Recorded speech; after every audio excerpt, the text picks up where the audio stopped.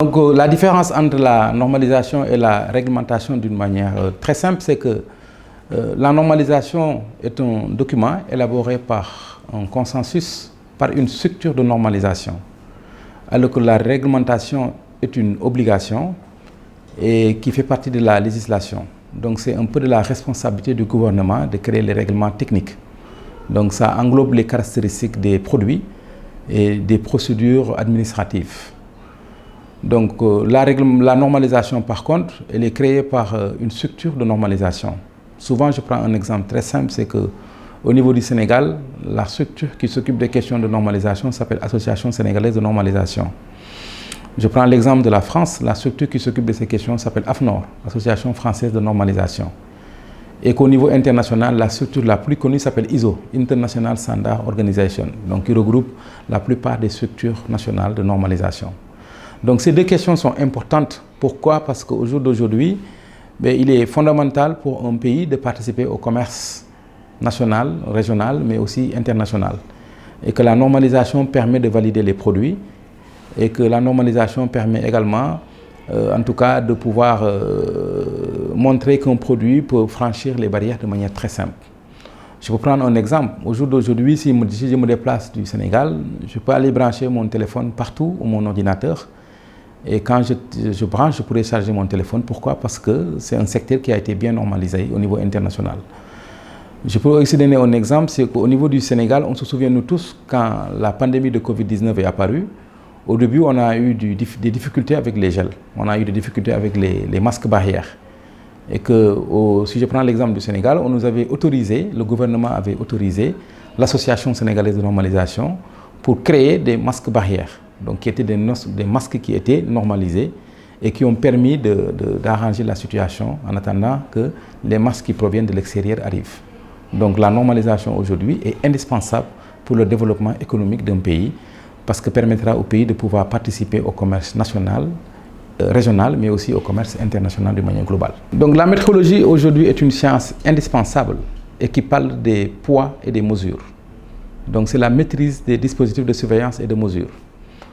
Je prends un exemple. Aujourd'hui, au Sénégal, quand vous allez acheter des fruits chez le vendeur du quartier et que vous voulez prendre 5 kg de fruits, êtes-vous sûr que si vous avez vendu réellement 5 kg? Quand vous allez à la pompe pour acheter votre carburant que vous mettez dans votre véhicule, si vous prenez 10 litres de carburant, êtes-vous sûr que vous avez eu réellement les 10 litres de carburant? La science qui s'occupe de ces questions-là s'appelle la métrologie. Donc ça veut dire aujourd'hui que tous ces équipements de surveillance, donc que ce soit les pipettes, que ce soit les balances, que ce soit les mesures d'une manière globale qui sont utilisées pour la mesure d'un poids, doivent être étalonnés. Et ces équipements-là doivent être reliés à un système international. Et c'est ça qu'on appelle un peu la métrologie. Donc le dispositif qui nous permet de gérer ça au niveau des pays, c'est que chaque pays doit avoir sa structure, ou en tout cas son laboratoire d'étalonnage, qui peut être dans le secteur privé, mais également qui peut être au niveau du secteur public. Et ces laboratoires-là doivent être accrédités. Donc, ils doivent avoir une attestation qui démontre qu'ils ont la capacité de faire les étalonnages, c'est-à-dire la gestion de ces équipements-là, et permettre également de démontrer que ces équipements sont reliés au système international qu'on appelle le SI. Et cela permet de donner confiance aux clients qui va utiliser ces équipements-là. Donc l'accréditation, on va dire que c'est la reconnaissance des compétences techniques d'une structure d'évaluation de la conformité. Donc quand on parle de démarche qualité, l'une des reconnaissances les plus connues en dehors de la certification, c'est l'accréditation. Donc l'accréditation atteste de la compétence technique d'une structure qui fait de l'évaluation de la conformité. Il y en a plusieurs, mais je vais en citer 3, parce que c'est les plus connus. Dans le secteur de l'évaluation de la conformité, nous avons les laboratoires. Les laboratoires qui produisent des résultats d'essais ou d'analyse et les laboratoires d'étalonnage. Le laboratoire qui produit un résultat d'étalonnage doit démontrer qu'il a la capacité de produire un résultat d'étalonnage fiable. Et la preuve qui va attester ça, c'est l'accréditation. Idem pour le laboratoire d'analyse, que ce soit un laboratoire d'analyse chimique de l'eau ou un laboratoire d'analyse de biologie médicale, le fait en tout cas d'accréditer va permettre de donner confiance aux résultats, mais attester la compétence technique même de la structure à fournir un résultat. d'analyse fiable. L'accréditation concerne également le secteur de la certification. Donc la certification, c'est la reconnaissance de la conformité. Une entreprise qui met en place un système de certification, pour aller chercher une certification, on va faire appel à une structure d'évaluation de la conformité qu'on appelle le certificateur. Et ce certificateur-là est accrédité. Au jour d'aujourd'hui, il est important dans le fonctionnement d'un pays, mais également au niveau international, que les structures d'évaluation de la conformité puissent démontrer leur capacité à fournir des résultats fiables. Je prends le cas d'un laboratoire. Nous tous, il nous arrive d'aller faire des analyses biomédicales. Donc je prends le cas de la pandémie aujourd'hui parce que c'est une question d'actualité. Quand je vais aller faire les analyses, est-ce que je suis sûr que quand le laboratoire me donne le résultat en me disant c'est positif, est-ce que le laboratoire a raison? Ou le laboratoire me donne le résultat en me disant c'est négatif, est-ce que le laboratoire a raison? Le laboratoire doit démontrer qu'il a la compétence technique basée par exemple sur le matériel qui est utilisé, les ressources humaines, c'est-à-dire la main-d'œuvre qui a fait l'analyse, la technique, c'est-à-dire la méthode qui a été utilisée, les matières premières qui ont été utilisées et le milieu sur lequel les analyses ont été effectuées. L'accréditation permet de maîtriser toutes ces questions-là et c'est ça qui permet en tout cas de donner la fiabilité des résultats d'analyse. Si je prends le cas de la Covid aujourd'hui, nous tous on sait qu'il y a quelques laboratoires au Sénégal qui sont autorisés à réaliser ces essais-là.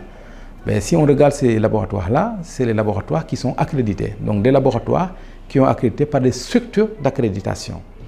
Donc en Afrique de l'Ouest, on a le système ouest africain d'accréditation qui s'en occupe. Et également, il y a dans d'autres pays, je peux citer le cas de la France où c'est le COFRA qui s'en occupe. Je peux citer le cas de la Tunisie où ils ont le TUNAC. Et ce sont ces structures-là qui vont aller accréditer les structures d'évaluation de la conformité. L'inspection, c'est une action de surveillance. Donc c'est réalisé également par l'État, mais ça peut être délégué par l'État à des secteurs privés. L'exemple que je peux donner, c'est qu'au jour d'aujourd'hui, nous tous, on voit au niveau de la construction, donc les bâtiments qui sont construits, mais il y a tout un tas de mesures d'inspection qu'on doit appliquer pour voir la conformité de ces installations-là. Je peux également donner un exemple dans le domaine alimentaire. Donc au jour d'aujourd'hui, nous avons au niveau de l'État, des structures de l'État qui procèdent régulièrement à des inspections dans le secteur alimentaire. Dans le domaine de la viande, dans le domaine des produits laitiers, dans le domaine des produits qui sont vendus, l'État procède souvent à des inspections pour vérifier la conformité de ces produits-là qui doivent être consommés par les populations. On peut aussi prendre un exemple dans le domaine des médicaments.